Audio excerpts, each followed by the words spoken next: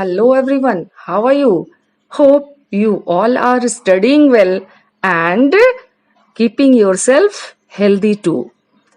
In today's class, let's have the details of the poem The Wild Swans at Cool written by W.B. Yeats. बच्चों, इस कविता को details में पढ़ने से पहले चलिए थोड़ी सी जानकारी हम लोग ले लें पोएट के बारे में भी और साथ साथ इस पोएम के बारे में भी. About the poet, as I just mentioned, it is written by W.B. Yeats. William Butler Yeats was an Irish poet who was born on 13th June 1865 and was known for his important writings in 20th century. That's why he even won Nobel Prize for Literature in 1923.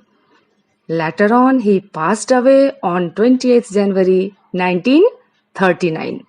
और जहाँ तक इस कविता के बारे में थोड़ी सी जानकारी दे दूं, तो ये पब्लिश हुई थी 1917 में.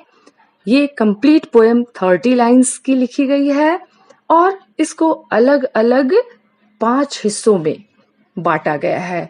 और हर जो हिस्सा है जिसको आप, चूंकि हर हिस्सा 6 लाइन का है तो सेस्टेट्स कह सकते हैं, तो हर जो हिस्सा है वो 6 पंक्तियों का है. And it has a consistent rhyme scheme of ABCBDD.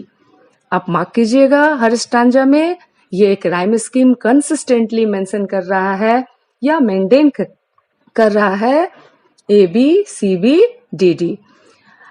About the theme, you can relate it to various things. You might relate it to nature, time and aging, and some others also relate it with the poet's message to the youth that the youth of today must not involve in trivial things so that they get affected mentally, physically or any other kind. तो चलिए आगे पढ़ते हैं line wise और समझते हैं इस poem को उसके सरफेस मीनिंग के अनुसार भी और इंटरनल मीनिंग से भी. The trees are in their autumn beauty. The woodland paths are dry. What does the poet say here? The trees are showing its beauty in autumn season. एक background ready किया जा रहा है. Autumn season है, हम autumn को जानते हैं, पतझड़, जिसमें पत्ते पीले होने लगते हैं, कुछ हरे हैं कुछ पीले हैं. तो ओवरऑल एक बैकग्राउंड रेडी किया जा रहा है पोएट के द्वारा. जंगल है, सारे रास्ते बिल्कुल ड्राई दिख रहे हैं. Under the October Twilight the water mirrors a still sky. Month कौन सा है? अक्टूबर का. टाइम कौन सा है? ट्विलाइट. ट्विलाइट जिसको हिंदी में गोधूली बेला या फिर कह सकते हैं dusk, that which is neither night nor day.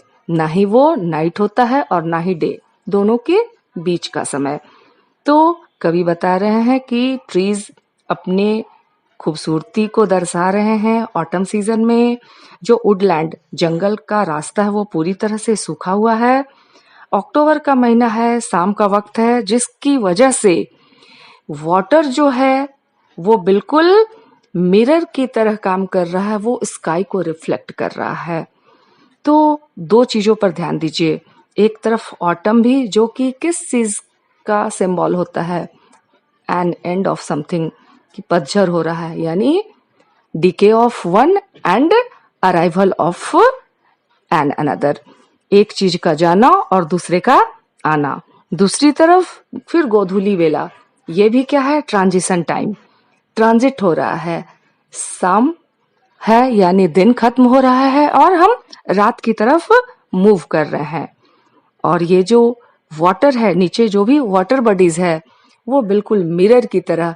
तो आप इसको यहाँ कह सकते हैं that metaphor has been used. Water body को किसके लिए इस्तेमाल कर लिया गया है? किसकी तरह? एक मिरर की तरह, जो किसका रिफ्लेक्शन दिखा रहा है? स्काई का. Upon the brimming water among the stones are 9 and 50 swans. अब यहाँ पर जस्ट लास्ट लाइन में आप इंट्रोड्यूस हो रहे हैं पोएम के हेडिंग में जिनका मेंशन किया गया है, the central characters, who are these? The wild swans. ये जो ब्रीमिंग वाटर, व्हाट इज ब्रीमिंग?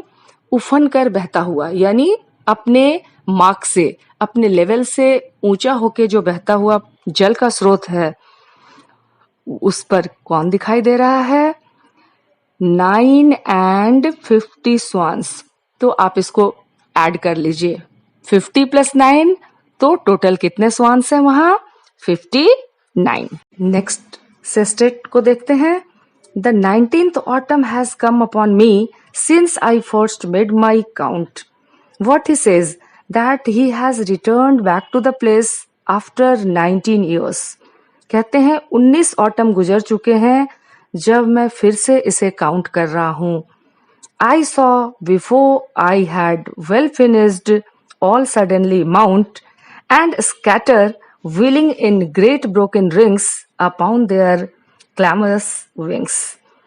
मैंने देखा, और इससे पहले कि मैं उन्हें फिर से ठीक से गिन पाता, काउंट कर पाता, वो एक साथ माउंट कर गए, यानी उड़ने लगे और स्कैटर हो गए, तितर बितर हो गए। किस तरह से? जैसे कि कोई ब्रोकन रिंग हो।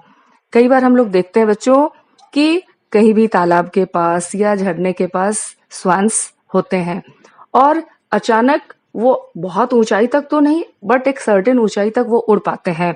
तो यही यहाँ पोएट भी कह रहे हैं कि वो अभी एग्जैक्ट काउंट पूरा भी नहीं कर पाए थे कि अचानक वो सब के सब माउंट कर गए और एक सर्टेन साउंड क्रिएट करते हुए एक रिंग की तरह हवा में उड़ने लगे। Move to the next line. I have looked upon those brilliant creatures and now my heart is sore. What does he say here? कि मैंने इन ब्रिलियंट क्रिएचर्स को, किसके बारे में कह रहे हैं? स्वान्स के बारे में। मैंने इनको कई वर्षों से देखा है, बट अब मुझे थोड़ा अच्छा नहीं लग रहा है, मेरा दिल थोड़ा दुखी हो रहा है।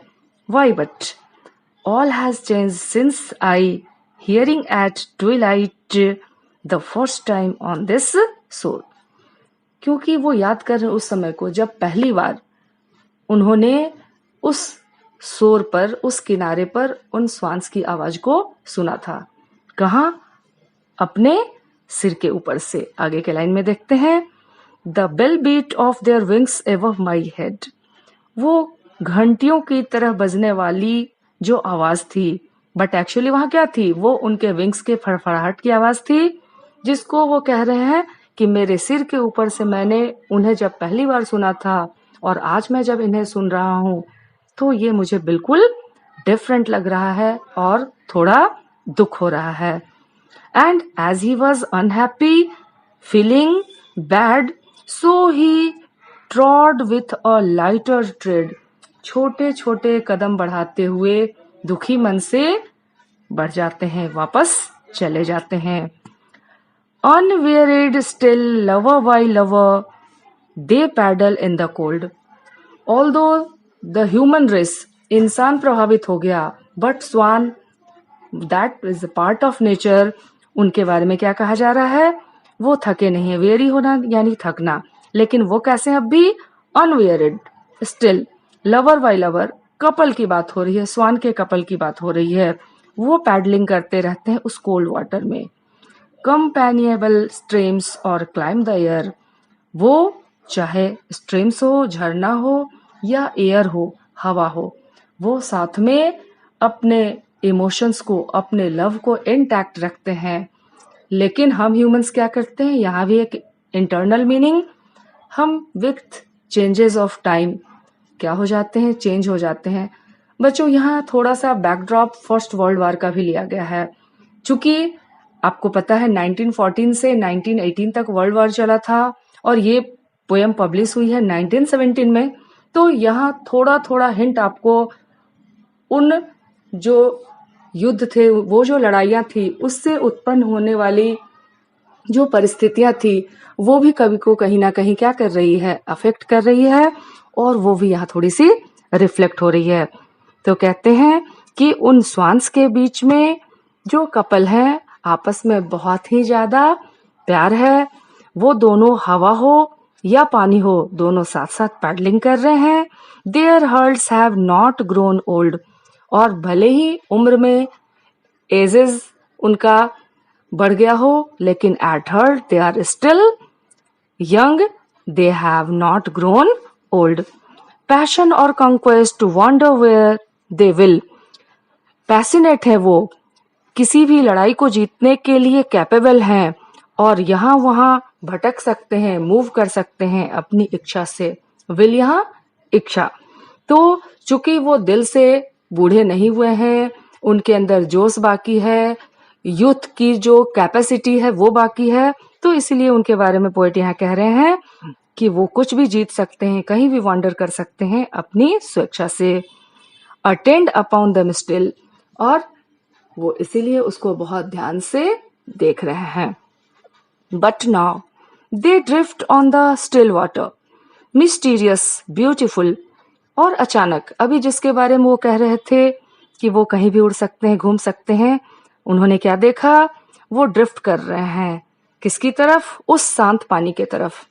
फिर से आपको रिमाइंड करवा दें, फर्स्ट स्टांजा में वो स्टिल वाटर जिसके बारे में हम लोगों ने बात की, वो मिरर की तरह दिख रहा है.